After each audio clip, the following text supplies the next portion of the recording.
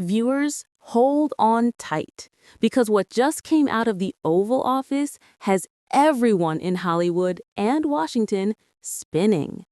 President Donald Trump has claimed, on record, that Sean Diddy Combs, the music mogul currently serving time for prostitution-related charges, has personally asked him for a presidential pardon.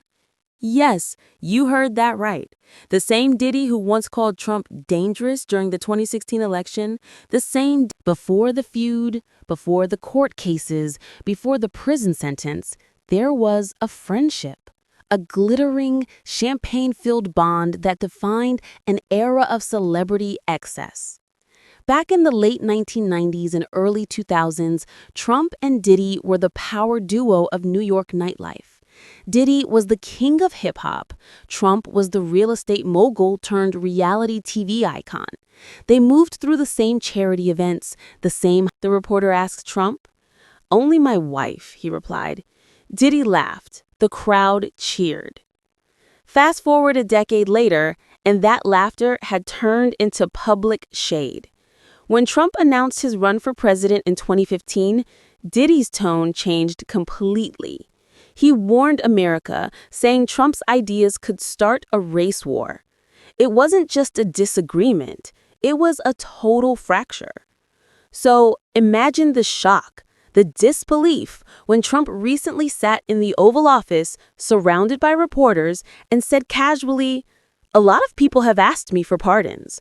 I call him Puff Daddy. He's asked me for a pardon. I love Diddy. He's a good guy.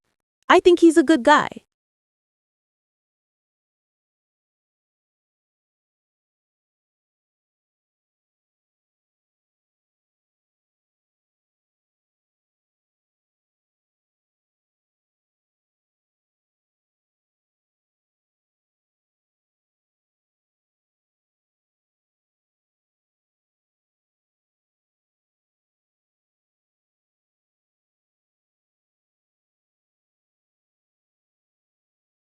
Within minutes, hashtag Trump and Diddy was trending across social media.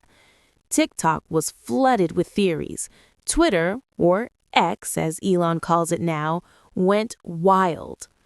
One user wrote, "Ain't no way Diddy asked Trump for help after calling him a racist. Karma's real." Another commented, "Trump doesn't lie about who asks for pardons. Diddy's camp better say something fast." And just like that, the speculation machine kicked into overdrive. Was Trump exaggerating?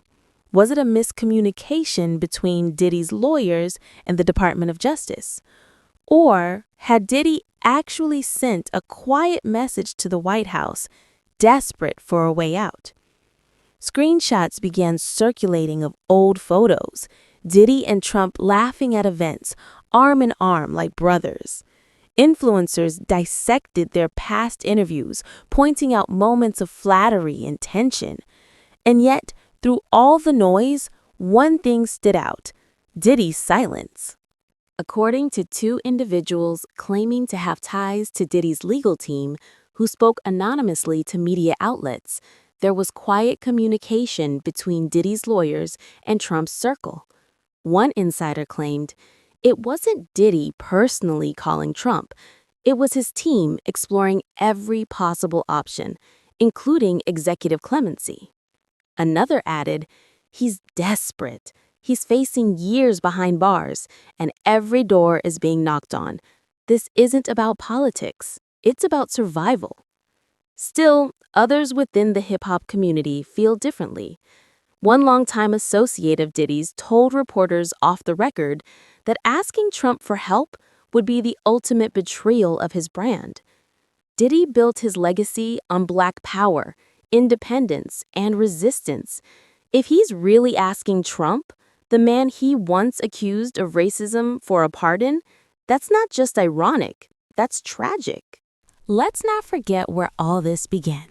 3 days before Trump's statement, Diddy had been sentenced to over 4 years in prison on prostitution-related charges, a stunning fall for one of music's most powerful figures.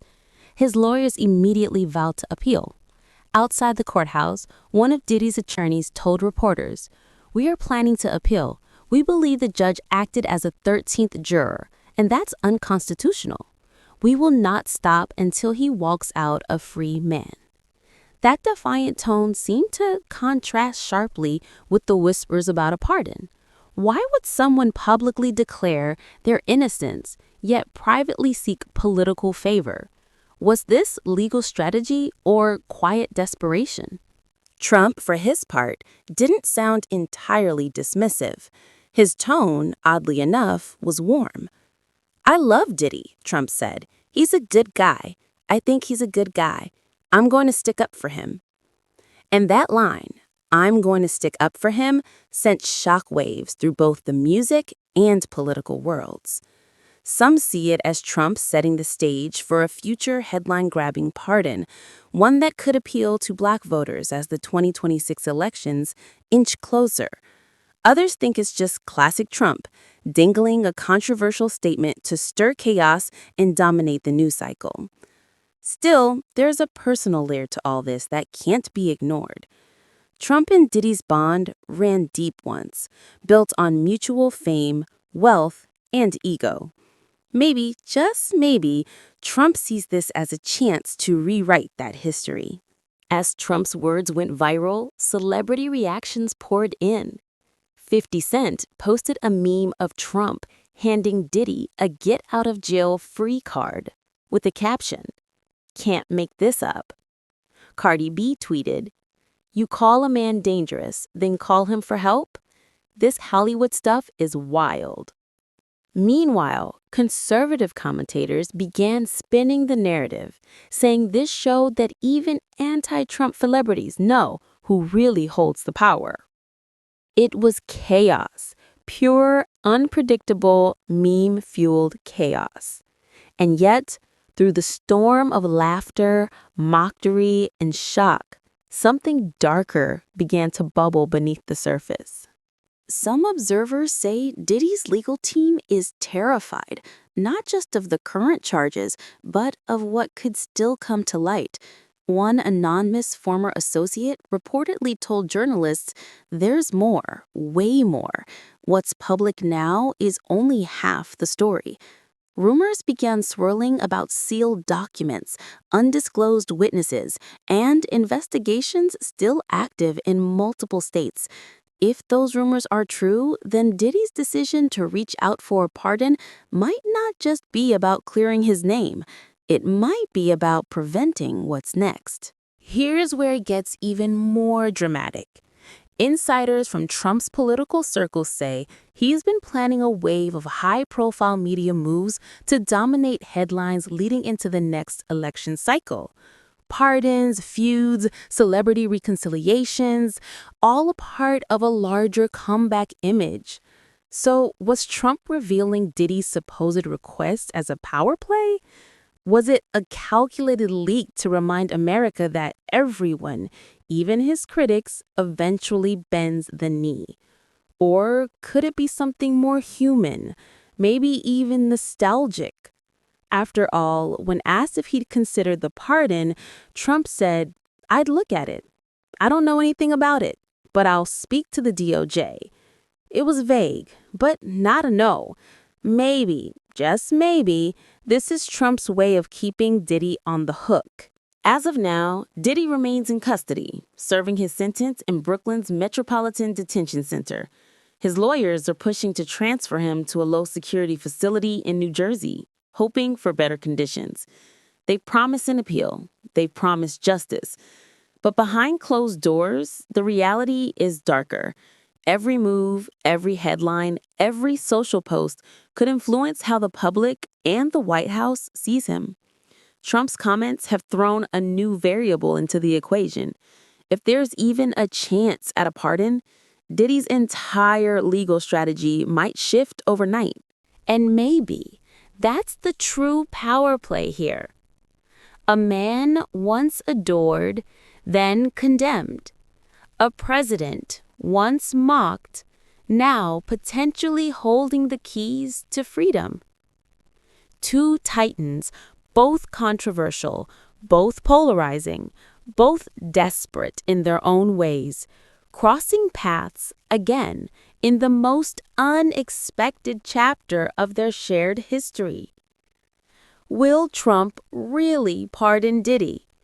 Or was this just another one of his unpredictable headlines designed to remind the world who still runs the show? Whatever happens next, one thing's for sure: this story isn't over. Not by a long shot. And as the public watches, tweets, and speculates, both Trump and Diddy are doing what they've always done best: keeping the world talking. Because in this twisted game of fame, politics, and redemption, the truth might be the only thing no one ever truly gets. So, what do you think? Did Diddy really reach out to Trump for a pardon? Or is this another case of political theater? Drop your thoughts in the comments below, because this story, like their friendship, might have more layers than anyone realizes. And don't forget, stay tuned, stay curious, and stay watching, because the next headline could change everything.